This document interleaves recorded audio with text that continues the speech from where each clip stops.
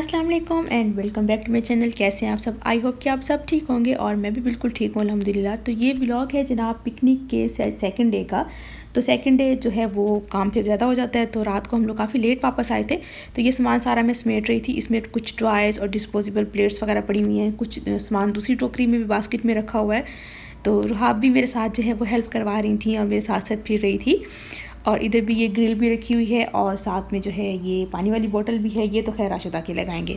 तो बस मैं अब जो है वो ये रात हमने चाय पी, और क्योंकि मैं अपनी फ्रेंड को अपने साथ ले आई थी तो लेट नाइट तक हम लोग काफ़ी देर बैठ रह गए, तो जिसकी वजह से फिर मैंने बर्तन वगैरह नहीं समेटे, काम नहीं किया और किचन भी काफ़ी गंदा हो रहा था।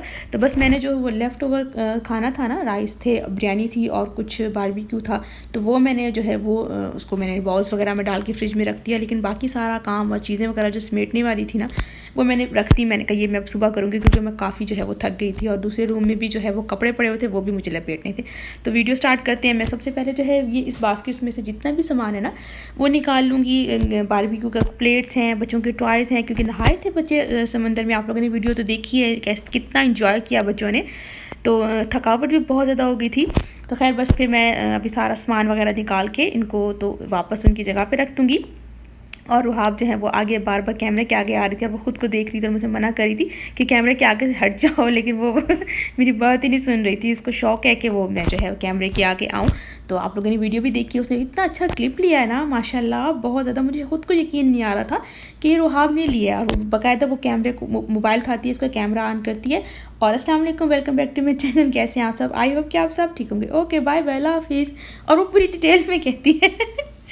तो बस जनाब यहाँ पे बास्केट्स वगैरह जो है वो मैंने खाली कर ली थी। तो अब मैंने सबसे पहले जो है वो जो मेरा ये बालकनी है इसको मैंने साफ़ किया। साफ़ करके यहाँ पे सारा सामान जो चीज़ जहाँ पे रखते हैं हम लोग वो मैंने सारी रख दी। कुछ कोयले थे, बास्केट्स वगैरह, टोकरी, पानी की बोतल, ये सब मैंने रख दी। तो अब अंदर चलते हैं और जो है वो क्लीनिंग स्टार्ट करते हैं। तो सबसे पहले जो है वो मैंने क्लीनिंग स्टार्ट की थी, सामान समेटा, उसके बाद क्लीनिंग की।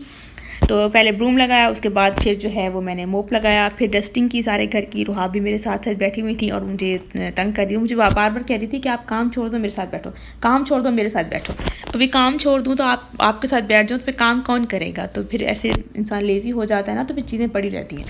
तो चीज़ें जो काम जो है वो टाइम से निपट जाए तो वो ज़्यादा अच्छा होता है। तो बस जनाब यहाँ पर जो है वो क्लीनिंग सारी डन हो चुकी थी, क्लीनिंग मैंने कर ली थी। अब मैं डस्टिंग कर रही थी। तो ये डिक्सी का जो है वो ग्लास क्लीनर ये बहुत ज़बरदस्त है, तो इससे मैं जो है वो फर्नीचर क्लीन कर लेती हूँ। मतलब कंप्लीट फर्नीचर तो नहीं, जस्ट जो है मिरर और टेबल वगैरह जो है वो मैं इससे क्लीन करती हूँ। तो बाकी फ़र्नीचर जो है वो मेरे पास इनकी स्प्रे है, बाकायदा फ़र्नीचर्स की स्प्रे है, कभी मैं दिखाऊंगी आप लोगों को। उससे ये है कि बहुत अच्छी फिनिशिंग आ जाती है और डीप क्लीन हो जाता है। क्योंकि अगर आप ये फ़र्नीचर है यहाँ प्योर वुड का तो नहीं होता, यहाँ पर तो वो जो चिप बोर्ड होता है या हार्डवुड होता है, सॉरी हार्डवुड का बना हुआ होता है सारा कम्प्लीटली। तो अगर आप उस पर गीला मार दें ना तो वो ख़राब हो जाता है फ़र्नीचर और निशान छूट जाते हैं, तो वो रिमूव नहीं होते। तो उसकी बाकायदा मेरे पास एक स्प्रे है, मैं उसी स्प्रे के साथ जो है वो सारा क्लीन करती हूँ। इंशाल्लाह नेक्स्ट ब्लॉग में आप लोगों को कभी दिखाऊंगी, नेक्स्ट में तो नहीं, इंशाल्लाह कभी दिखाऊंगी। तो बस यहाँ पर सारी क्लीनिंग हो चुकी थी और मैं जो है वो बर्तन वगैरह वाश कर रही थी, क्योंकि रात वाले भी थे, चाय वाले भी थे और कुछ जो बारबेक्यू का सामान था वो भी था, ब्रेकफास्ट वाले भी बर्तन हो गए थे काफ़ी सारे। तो मैं बस उन सबको क्लीन कर रही थी। तो ये सब क्लीन होने के तो बस मैं ये कपड़े जो हैं वो पहले से पड़े हुए थे, तो एक और धुलाई जो है वो बाहर लटकी हुई थी। तो मैंने कहा दोनों एक ही साथ ही जो हैं वो मैं इकट्ठे ही लपेट लूँगी सारे, नहीं तो फिर बाद में रह ही जाएंगे। तो कपड़े लपेटने वाला काम जो है ना वो मुझे सबसे ज़्यादा मुश्किल लगता है। मैं पहले सुबह आई कि मैं कपड़े लपेटूँगी, 5-10 मिनट मैं जो है वो ठहरी, मैंने 1-2 कपड़े लपेटे और उसके बाद जो है वो मुझे ऐसे फ़ील हो रहा था जैसे मुझे बैक पेन हो रहा हो, लेकिन वो मुझे फ़ील हो रहा था कि मुझे बैक पेन हो नहीं रहा था। सिर्फ कपड़ों को देख के ना कि मैं कपड़े ना लपेटूँ, वो मैं ऐसे फ़ील कर रही थी जैसे मुझे बैक पेन हो रहा है और मैं कपड़े नहीं लपेटती। तो बस मैं लाइट वगैरह ऑफ़ करके मैं फिर दूसरे कमरे में जाकर बैठ गई, 5-10 मिनट बैठी थोड़ा उसके। लेकिन फिर मैंने कहा कि नहीं भी अब जो है वो कपड़े लपेटने हैं और जो है रूम सेट करना है, क्योंकि आगे मुझे और बहुत सारे काम करना है, मैं बहुत बिजी हूँ। तो बस सारे कपड़े वगैरह मैंने लपेट लिए थे और वो कबर्ड्स जो है, लेकिन कबर्ड जो है ना वो मेरी हर ऑल टाइम हमेशा जो है साल के 12 महीने वो ऑर्गेनाइज्ड ही होती हैं। तो बस मैं रुहाब की जो है वो सॉक्स वगैरह पेयर बना के वो रख रही थी। और उसकी कबर्ड ये है कि मैं जब जैसी कपड़े धुलते हैं, वाश होते हैं, मैं लपेट के रखती हूँ या प्रेस्ट करती हूँ उसके कपड़े, तो मैं उसी टाइम ही उसकी ऑर्गेनाइज़ कर देती हूँ। सेम अपनी कबर्ड का भी मैं ऐसे करती हूँ और राशिद की कबर्ड का भी मैं ऐसे करती हूँ। तो आपने पीछे देखा होगा क्लिप में कि मैं जो है वो साथ साथ कपड़े जो है वो कबर्ड में रख रही थी, वो मैं ताज़े लपेटती जा रही थी और कबर्ड में रखती जा रही थी। ये नहीं कि पहले मैं लपेट के बेड पे रख दूँ उसके बाद में उठा के कबर्ड में रखूँ, मैं ऐसे नहीं करती। सिर्फ मैं रुहाब के कपड़े सारे लपेट के पेयर्स बना के फिर बाद में रखती हूँ। तो यहाँ पर रुहाब की कबर्ड भी ऑर्गेनाइज्ड है। टॉप पर जो है वो उसके सारे ड्रेस रखे हुए हैं कैजुअल भी, और बाहर आने जाने के लिए भी जो है लास्ट में मैंने उसके फ्रॉक्स वगैरह रखे हुए हैं, और ड्रायर में उसकी जो है वो सॉक्स वगैरह, शर्ट्स और ये सब चीज़ें रखी हुई हैं। तो ये और इस अब जो है वो मैं यहाँ पर कुछ रुहाब के कपड़े जो हैं वो छोटे हो गए थे, वो मैं अलग कर रही हूँ। जो छोटे हैं वो मैं अलग कर दूँगी और उन्हें डोनेट कर दूँगी। और ये थोड़ा मोटा स्टफ़ है तो इसको जो है वो मैं सूट बना के, ड्रेस बना के, तो इसको मैं वापस जो है वो कबर्ड में ऊपर बैग्स में डाल के रख दूँगी। तो इससे ये है कि वो नेक्स्ट ईयर पे जब थोड़ा सा मौसम यहाँ पर चेंज होगा या हम पाकिस्तान जाएंगे तो फिर वहाँ पर काम आ जाएंगे। खैर तब तक तो ये से छोटे ही हो जाएंगे, तो फिर वो मैं डोनेट कर दूँगी। हमारे घर के साथ ही मतलब इधर जगह जगह पे ना वो बॉक्स रखे हुए होते हैं कि उधर आप जो है वो कपड़े हैं, शूज़ वगैरह जो भी चीज़ है वो आप वहाँ पर डाल दें। तो वो मैंने रख दिया, तो शाम को जब जाएंगे तो वो भी मैं डाल दूँगी उसमें। और ब्लैंकेट वगैरह भी मैंने कहा यहाँ पर मैं बंद कर लूँ, क्योंकि अब जो है वो वेदर काफ़ी चेंज हो गया है, गर्मी है तो ब्लैंकेट की ज़रूरत नहीं है। तो बस मैं ब्लैंकेट्स वगैरह जो है वो वॉश मैंने कर लिए थे और अब मैं जो है उन्हें पैकेट्स में डाल के वो भी बंद करके रख रही थी। काफ़ी वेदर यहाँ पर चेंज हो गया, तो बस हम लोग जो है अभी फ़िलहाल एसी तो हमने ऑन नहीं किया, लेकिन ये है कि ब्लैंकेट की ज़रूरत नहीं पड़ती। तो हम जो है वो कॉटन वाली जो चादरें होती हैं ना वही हम लोग पहनते हैं, लाइट कलर की चादरें हैं वही पहनते हैं, ब्लैंकेट की ज़रूरत नहीं पड़ती। तो बस यहाँ पर जो है वो मैं रूम क्लीन कर रही थी, कपड़े वगैरह भी जो है वो मैंने सारे जो है लपेट लिए थे, क्लीनिंग भी मैंने कर ली थी। तो अब बस जो है वो मैं बेडशीट्स वगैरह झाड़ रही थी। तो इस कमरे की बेडशीट झाड़ने के बाद फिर मैं दूसरे रूम में चली गई थी, उसकी बेडशीट जो है वो मैंने चेंज की।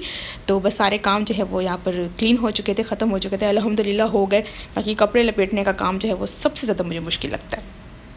फिर जनाब आपके साथ करनी है एक अनबॉक्सिंग।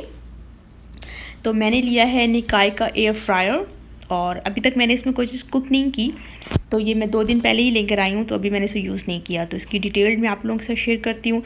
तो ये काफ़ी मतलब मीडियम साइज़ है इसका, और जो इसका टाइमर है वो 30 मिनट्स हैं। 140 to 200 सेंटीग्रेड तक आप इसकी टेम्परेचर रेंज है इसकी। तो ये आपके साथ अनबॉक्सिंग करते हैं, डिटेल में आप लोगों के साथ इसकी वीडियो शेयर करूँगी।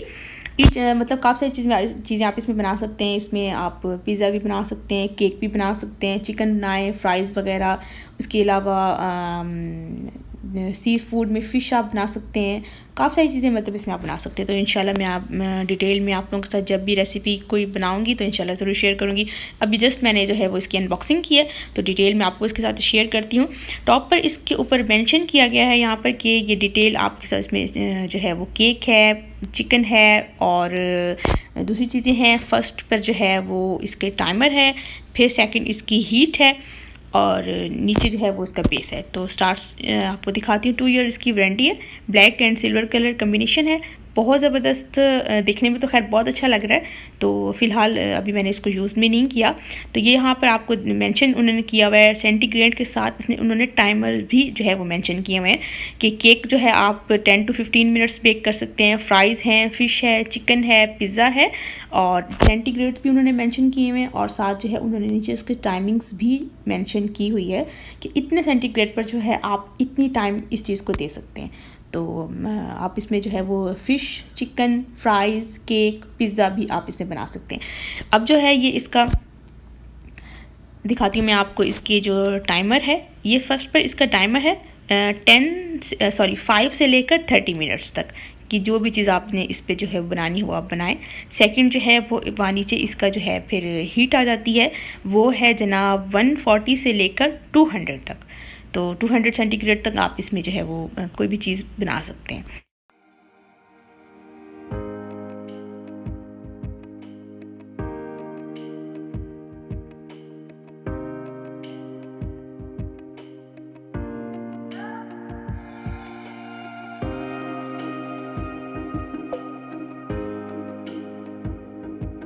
ये है जनाब इसका मेन पॉट, जिसमें आप चीज़ें रख के आराम से इजीली जो है फ्राई कर सकते हैं। इतना ज़्यादा मतलब छोटा भी नहीं है और बहुत ज़्यादा बड़ा भी नहीं है, तो मेरी फैमिली के लिए इनफ है इतना, क्योंकि मुझे जो है वो कम क्वांटिटी में ही चीज़ बनानी होती है। तो मेरे लिए आई थिंक ये इनफ है। तो इंशाल्लाह मैं बनाऊंगी तो ज़रूर शेयर करूंगी जब भी कोई रेसिपी ट्राई करूंगी। और इधर फ्रंट पर इसके जो है ये एक बटन लगा हुआ है और प्लास्टिक का उसके ऊपर कवर दिया हुआ है। आप प्लास्टिक के कवर के साथ भी इसको प्रेस कर सकते हैं और अदरवाइज़ वैसे भी प्रेस कर सकते हैं। तो ये मैं आपको जो है वो मैं खोल के दिखाती हूँ। इजीली स्मूथली आप उसको बटन को प्रेस करें और उसका जो ऊपर वाली जाली है ना वो सेपरेट हो जाती है और नीचे जो है वो पेस्ट रहता है। तो आई होप कि वीडियो को आप लोगों ने लाइक किया होगा। अगर मेरी वीडियो अच्छी लगे तो लाइक करें, सब्सक्राइब करें मेरे चैनल को, दुआ में याद रखिएगा। और इंशाल्लाह कोई वीडियो जब भी कोई रेसिपी ट्राई करूँगी तो आप लोगों के साथ डिटेल में शेयर करूँगी। मुझे दे इजाज़त, नेक्स्ट व्लॉग इंशाल्लाह आप लोगों के लिए लेकर आऊँगी। टेक केयर, अल्लाह हाफिज़।